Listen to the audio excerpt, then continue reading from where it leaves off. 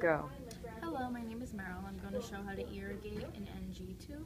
The first thing I'm going to do is I'm going to check the doctor's order. I'm going to wash my hands. I'm going to identify the patient. I'm going to introduce myself to the patient. I'm going to explain the procedure to the patient. I'm going to gather equipment and I'm going to provide for privacy.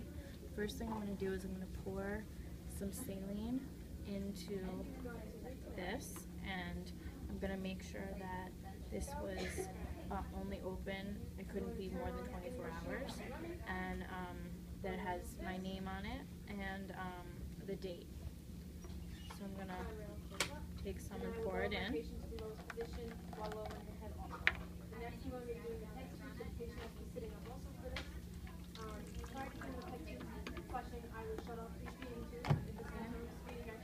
I'm going to make sure my machine is off.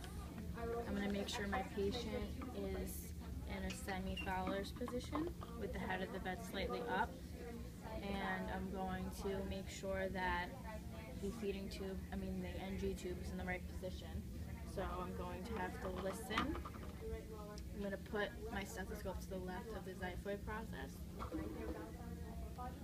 and I'm going to listen for a swishing sound while I put some air into the tube.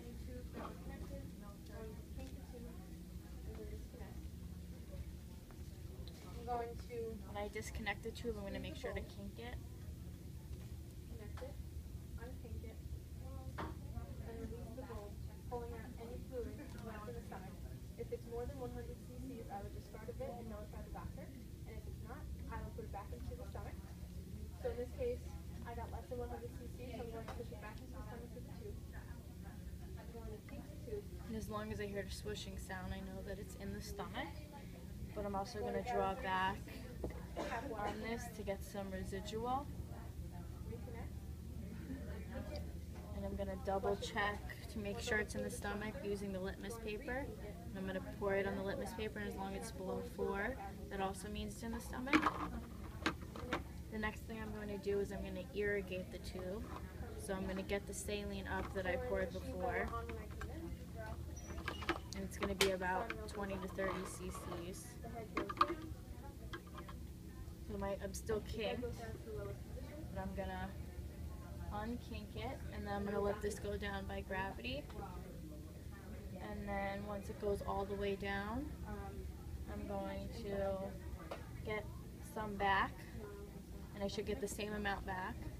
And if I get all of it, then I'm good. So I'm going to also note the drainage and make sure there's not a lot of particles in it. And then cover the patient. I'm going to close the tube. And then I'm going to make sure the machine is turned back on. And I'm going to document everything that I just did. And that's all.